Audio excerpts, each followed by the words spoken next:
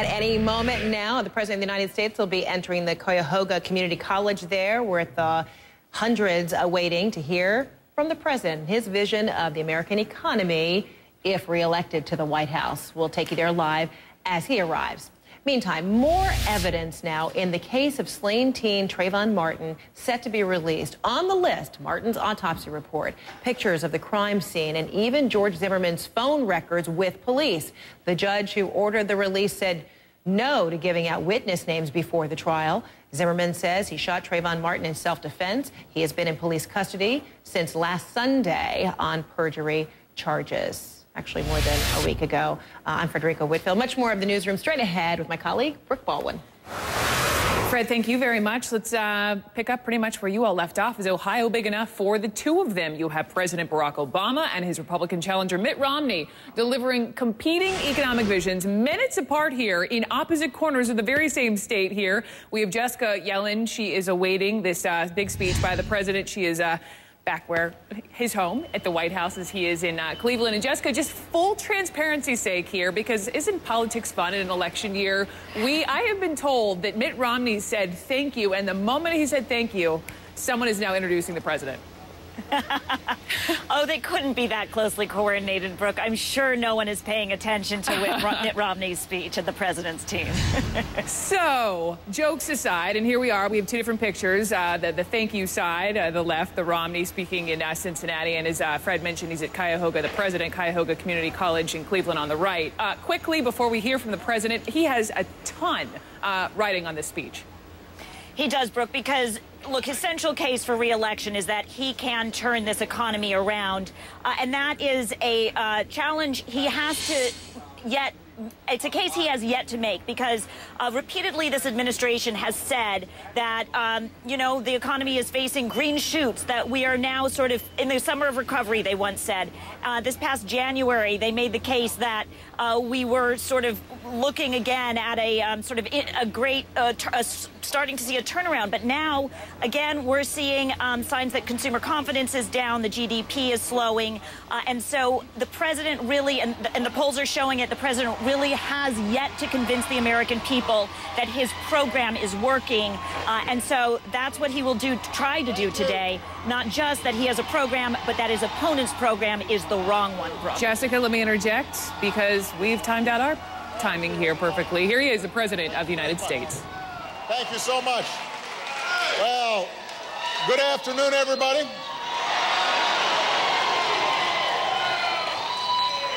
It is great to be back in Cleveland. It is great to be back here at Cuyahoga Community College.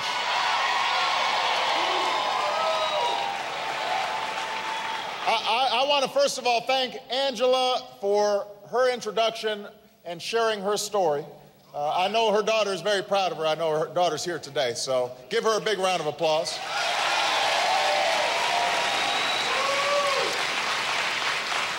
I want to thank your president, Dr. Jerry Sue Thornton. And I want to thank some members of Congress who made the trip today. Representatives Marcia Fudge, Representative Betty Sutton, and Representative Marcy Kaptur.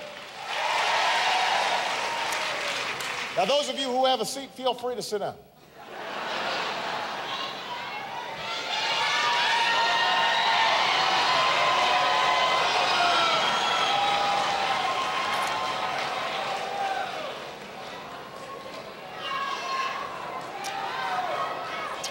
So,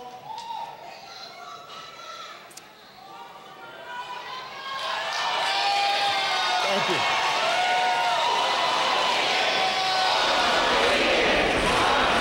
Thank you. So, Ohio, over the next 5 months, this election will take many twists and many turns. Polls will go up and polls will go down. There will be no shortage of gaffes and controversies that keep both campaigns busy and give the press something to write about. You may have heard I recently made my own unique contribution to that process. It wasn't the first time, it won't be the last. And in the coming weeks, Governor Romney and I will spend time debating our records and our experience, as we should. But though we will have many differences over the course of this campaign, there's one place where I stand in complete agreement with my opponent. This election is about our economic future.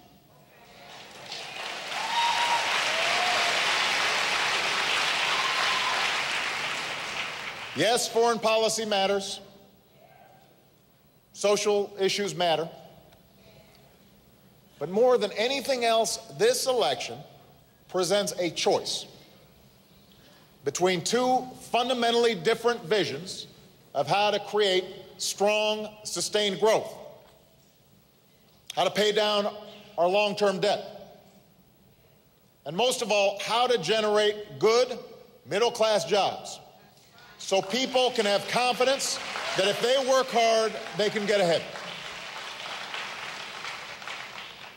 Now, this isn't some abstract debate. This is not another trivial Washington argument. I have said that this is the defining issue of our time, and I mean it. I said that this is a make or break moment for America's middle class, and I believe it. The decisions we make in the next few years on everything from debt and taxes to energy and education will have an enormous impact on this country and on the country we pass on to our children. Now, these challenges are not new.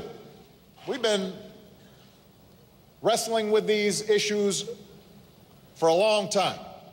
The problems we're facing right now have been more than a decade in the making.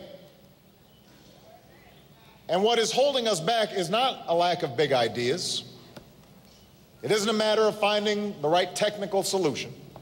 Both parties have laid out their policies on the table for all to see. What's holding us back is a stalemate in Washington between two fundamentally different views of which direction America should take. And this election is your chance to break that stalemate.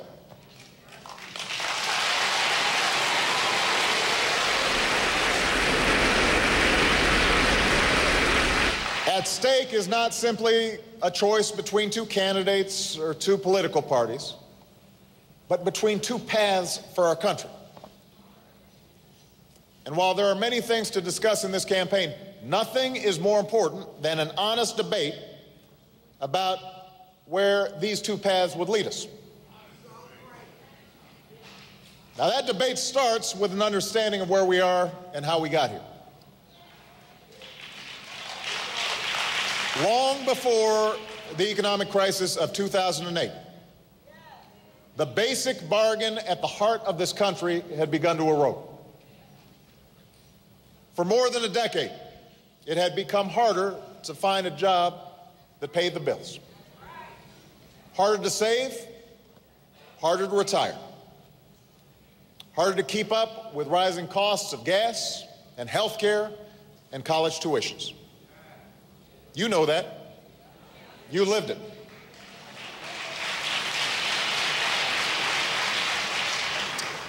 During that decade, there was a specific theory in Washington about how to meet this challenge.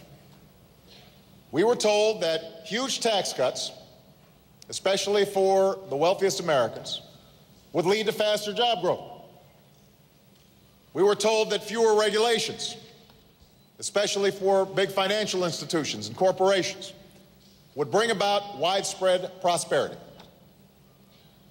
We were told that it was okay to put two wars on the nation's credit card, that tax cuts would create enough growth to pay for themselves. That's what we were told. So how did this economic theory work out?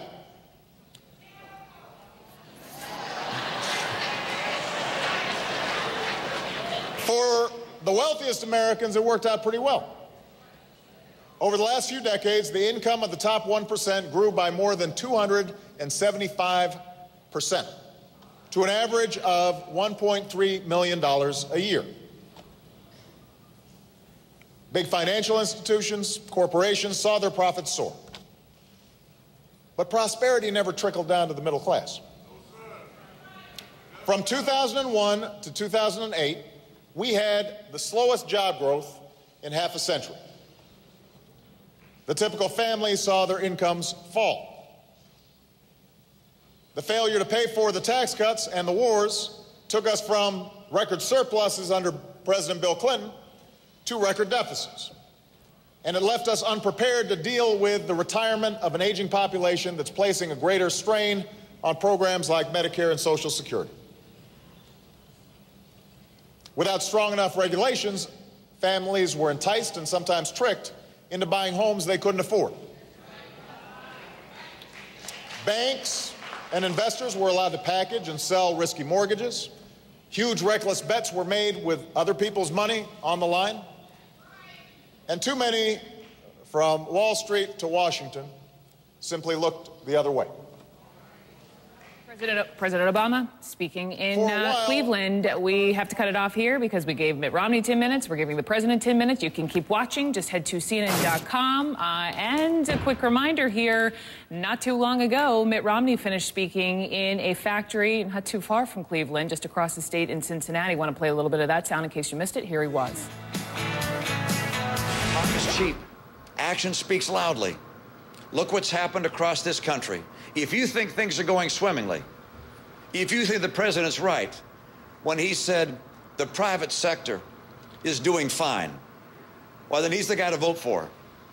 But when he said that, there was such an outpouring of response from the 23 million Americans out of work or underemployed that I think today he's not going to say it again. I think it's more likely he's going to say, give me 4 more years, even though I didn't get it done in the first 3.5.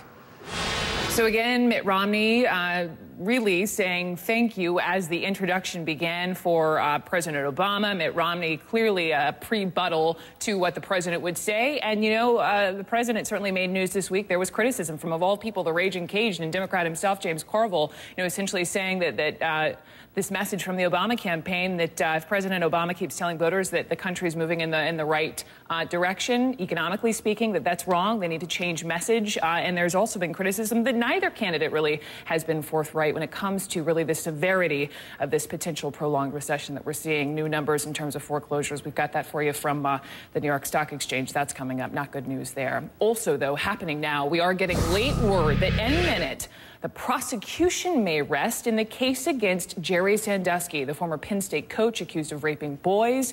It has been a tough, tough story to tell this week. Very disturbing testimony inside that courthouse. Obviously, as soon as the news breaks, we're going to take you live to that courthouse. And a lot more coming at you in the next 2 hours, including this.